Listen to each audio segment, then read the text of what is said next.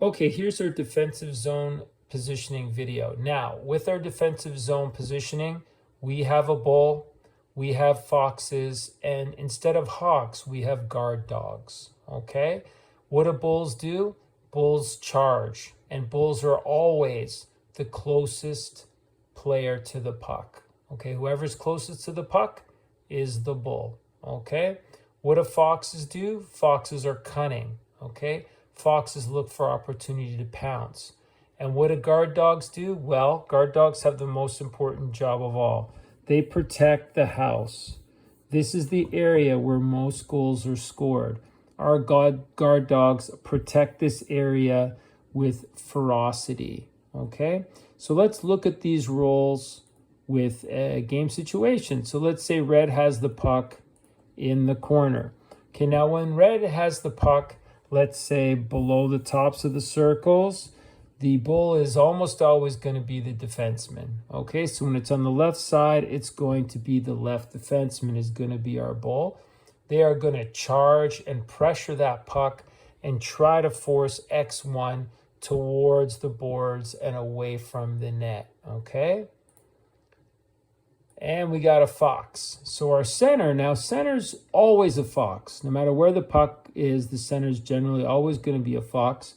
Now center's positioning, regardless of where the puck is always going to be somewhere between the puck and the net. Okay? If the puck was over here, the center would be somewhere in between this line, so somewhere in this area. When the puck's here, the center's going to be in this area. Okay? Now, if the player is under great pressure with the puck, okay, maybe the lefty is pushed up right against them, or maybe they're facing the boards, okay? In this case, the center can move a little bit closer to the puck, okay? So they can move into a position where if that X1 gets pinned or loses the puck, the center is there to scoop in and grab it or scoop in and grab it, okay? So they're ready to pounce, okay? They're a fox.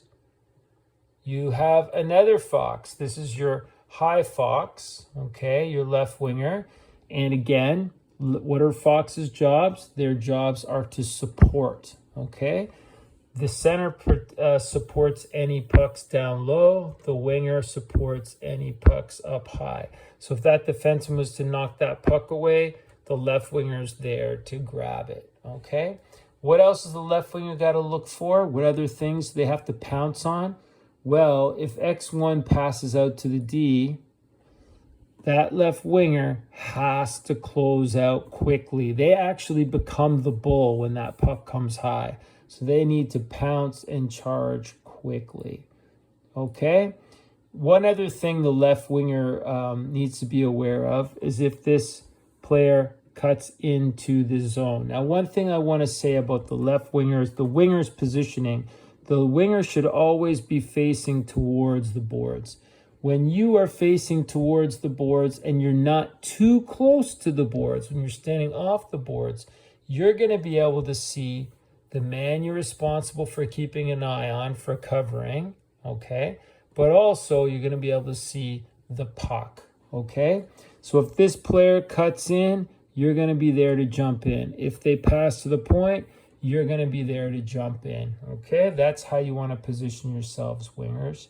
So if this player cuts in, there the left winger is pouncing like a fox, being wise and cunning and breaking up that play, okay? So let's talk about our guard dogs. So when the puck's in the left corner, the guard dogs are the right D and the right winger. The right D is guarding the low house.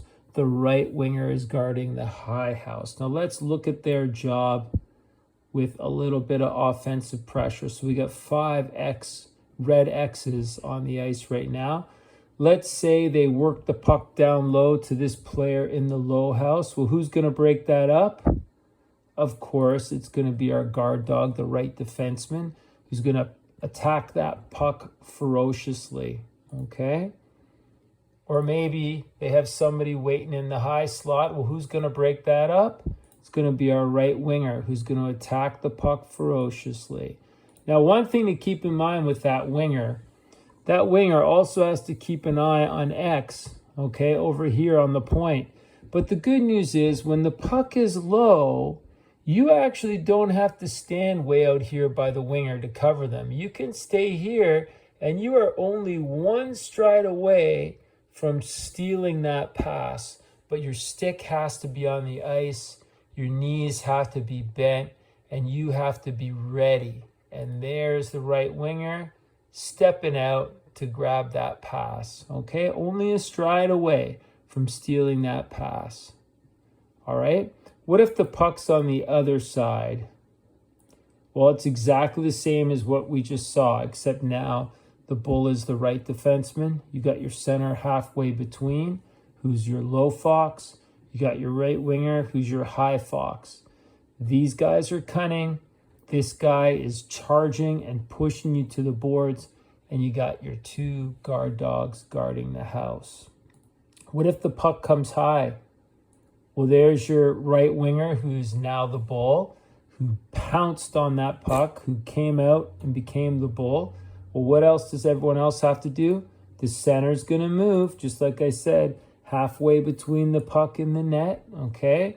The right D, who's your low fox, is actually going to move back closer to the house to be a low fox. So any puck that gets chipped down here, the right D is ready to jump on it. The center's ready to support. Maybe the right winger blocks a shot. The center's ready to support. Okay, so you got lots of support. You got players guarding the low house. You're in pretty good position, okay? When the puck goes high, this winger can cheat out a little bit higher, but they still have to watch that high house, okay? If the puck makes its way to the middle, well, what happens now? Well, now we got a new bull. The left winger's closest to the puck. They become the bull, okay? Center's got to try to make their way closer to the halfway point between the puck and the net, okay?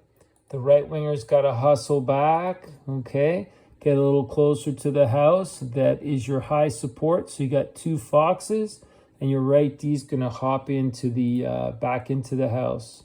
Okay, just like that. Puck goes high. Defensemen are going to come a little bit closer to the house again. Let's say the defenseman takes a shot and it ends up behind the net. Maybe X recovers the puck. So who's going to do what now? Well, who's closest to the puck is the left D. They're going to challenge that puck. But when the puck goes behind the net, what's going to happen is everybody's going to sag on down. The center's going to come low.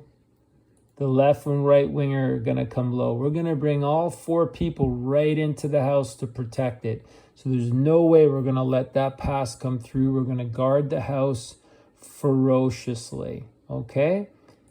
Now, one thing I want to show you, when the puck is low and you have all four men in the house, it's actually really hard to make a pass anywhere here. So even though this defenseman may be wide open, that's a really tough pass to make because there's a lot of people in between the puck and the puck and the man that you're trying to pass to.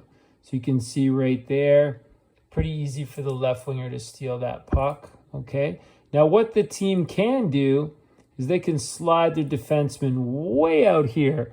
Now it's an easier pass. They can make that pass, but it's still not easy because you got the left defenseman right there.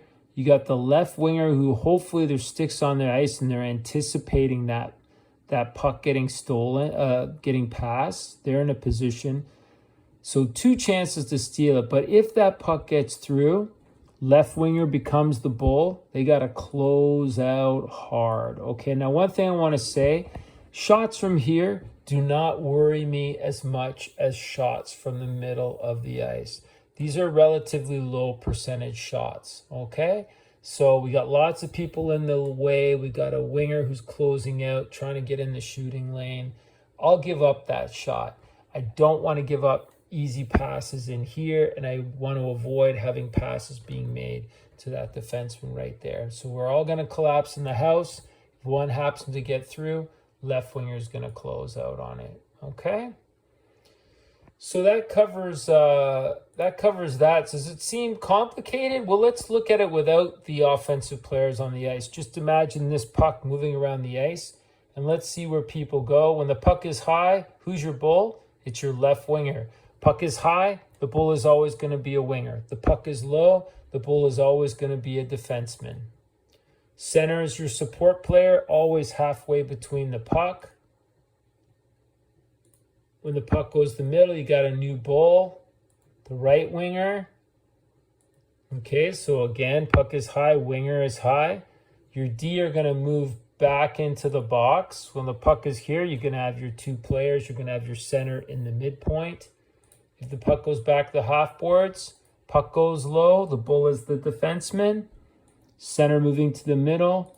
You got your other fox, your left winger. You got your two guard dogs. Puck goes low. Left D is your bull. Everyone's collapsing to the house. Okay? And that's how it looks. Puck moves around. Look, guys don't have to move that far. Nobody has to move that far. You always have support. You always have guard dogs. Always somebody protecting the house and always someone pressuring the puck. The last thing I want to say is when you play defense, the most important job is to protect this area, okay? Always protect this area first, okay? Otherwise, those are the rules. Let's play some great defense this season.